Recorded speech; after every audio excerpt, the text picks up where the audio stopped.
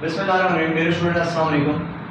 मेरे आज का topic chapter number 5 first year का moment of inertia long question, very important. कोशिश कीजिएगा इस टॉपिक को अच्छी तरीके से प्रिपेयर करने। मैं चलता हूँ डेफिनेशन की तरफ। मोमेंट ऑफ इनर्शिया है क्या चीज? सबसे पहले हम चलते हैं इसकी डेफिनेशन की तरफ। The product of mass of particle या mass of an object with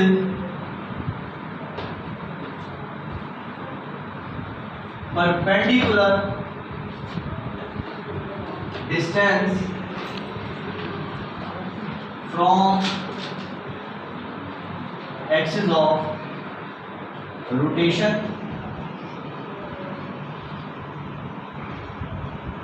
इसको आप कह रहे हैं with square of perpendicular distance from axis of rotation, यानी I equals to mr square. अब जरा गौर कीजिएगा, इस मोमेंट ऑफ इनर्शिया में सेंटर में सपोज दैट हमारे पास कोई ओरिजिन है, इर्द गिर्द तो बॉडी ने करना रोटेट, जो बॉडी रोटेट करेगा उस बॉडी की रोटेशन यहाँ तक, ये बॉडी है, ये उसका क्या है परपेंडिकुलर डिस्टेंस है, और इसका स्क्वायर और इस पार्टिकल की ये मैस है। तो इन दोनों के दरमियान मूवमेंट के लिए जो हमारे पास कंपोनेंट है उसका नाम क्या है मोमेंट ऑफ इनर्शिया। यूनिट की बात करता हूँ तो इसका यूनिट क्या बनेगा I equals to kilogram metre square. इसका यूनिट क्या बनेगा kilogram metre square. Kilogram is the unit used for mass. m square यानी metre square unit used for the position vector r। दोनों का जो प्रोडक्ट है उसका नाम है मोमेंट ऑफ इनर्शिया। याद रखिएगा, इसी it is a physical quantity. आम इस्लाही मानों में कह सकते हैं physical quantity.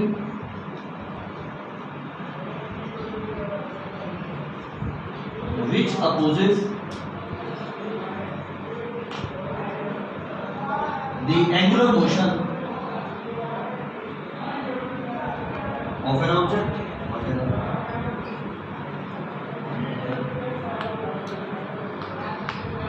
Called moment of inertia. तो मोमेंट ऑफ इनर्शिया में याद रखिएगा ये फिजिकल क्वांटिटी है जो क्या करती है, अपोज करती है। किसको अपोज करती है? एंगुलर मोशन को। किसी भी बॉडी की एंगुलर मोशन को अपोज करने वाली क्वांटिटी का नाम दिया है मोमेंट ऑफ इनर्शिया। अब मोमेंट ऑफ इनर्शिया में याद रखिएगा हमने इक्वेशन पढ़ी है, I इक्वल्स टू क्या होता है mr स्क्वायर। अब इनर्शिया I इक्वल्स टू क्या होता है mr स्क्वायर। अब मुझे बताएं पार्टिकल की मास है, डेफिनेटली इस पार्टिकल की मास का वेलोसिटी या सर्कल में घूम रहा है तो एक्सेलरेशन भी होगा।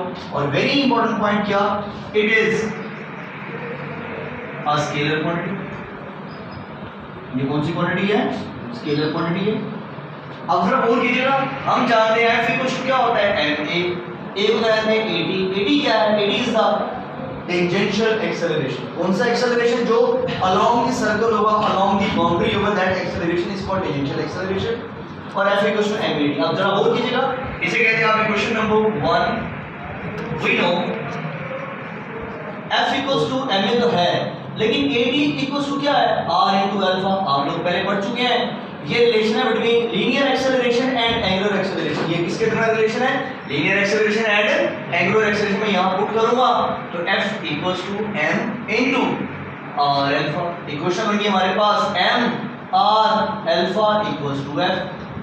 अब पूरी इक्वेशन को मैं नाम दें इक्वेशन नंबर 2।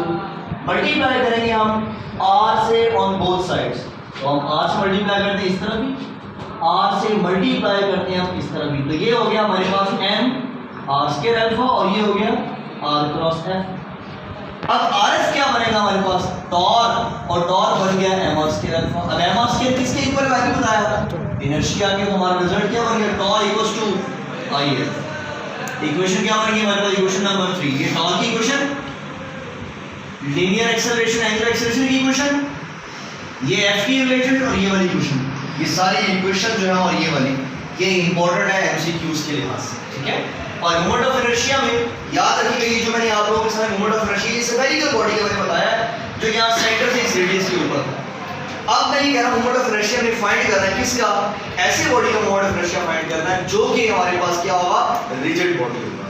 तो रिजिड बॉडी का मोमेंट ऑफ इनर्शिया क्या होगा? लेकिन सबसे पहले मेन इंपॉर्टेंट बात बुक में लिखी हुई है, क्या इसकी फिजिकल सिग्निफिकेंस बड़ी वेरी वेरी वेरी इंपॉर्टेंट, अक्सर पूछा जाता है कि फिजिकल सिग्निफिकेंस क्या है, तो याद रखिएगा इसकी फिजिकल सिग्निफिकेंस में याद रखें, it pledge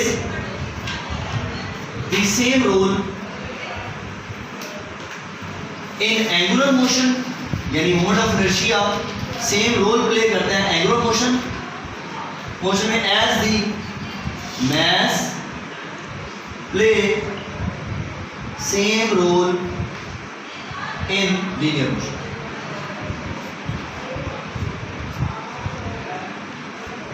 Very important point कि जो कि सेम रोल अदा करता है एंगुलर मोशन में, कौन? मोमेंट ऑफ इनर्शिया, वही का वही प्ले सेम रोल करेगा, मोमेंट मैस करेगी इसमें लीनियर मोमेंटम। ये लीनियर मोशन में लीनियर मोशन की मैस और एंगुलर मोशन का मोमेंट ऑफ इनर्शिया तकरीबन एक दूसरे से क्या है, एनालॉगस है, मिलते जुलते हैं, हम कहते हैं उसकी क्या है, फिजिकल सिग्निफिकेंस। तो it plays the same role in motion as mass plays the same role in linear motion. Important MCQ है, इंपॉर्टेंट शॉर्ट क्वेश्चन है, टॉपिक का मेन हिस्सा है, इसको आप लोगों ने अच्छी तरह याद रखना है कि शॉर्ट में पूछा जाता है अक्सर कि what is the main physical significance of the moment of inertia, तो ये इंपॉर्टेंट एमसीक्यू, ये शॉर्ट हो गया। नेक्स्ट आता हूं मैं, तो मैं एक्सप्लेन कर रहा था फिजिकल सिग्निफिकेंस, उसके बाद मैं अब चलता हूँ रिजिड बॉडी की मोमेंट ऑफ इनर्शिया की तरफ। रिजिड बॉडी क्या होता है, तो याद रखिएगा रिजिड बॉडी का इंपॉर्टेंट पॉइंट क्या है, वो जरा नोट करें। अ बॉडी, रिजिड बॉडी की डेफिनेशन क्या होती है, a body in which before and after applying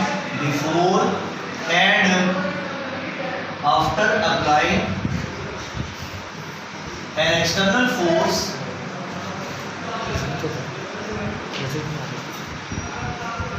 separation between particles remain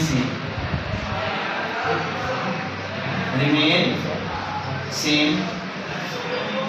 diagram में देखिएगा, ये हमारे पास कोई एक इररेगुलर शेप का बॉडी है, दो रेडियस बनाता हूं मैं इस पॉइंट के लिहाज से R1 R2 Rn।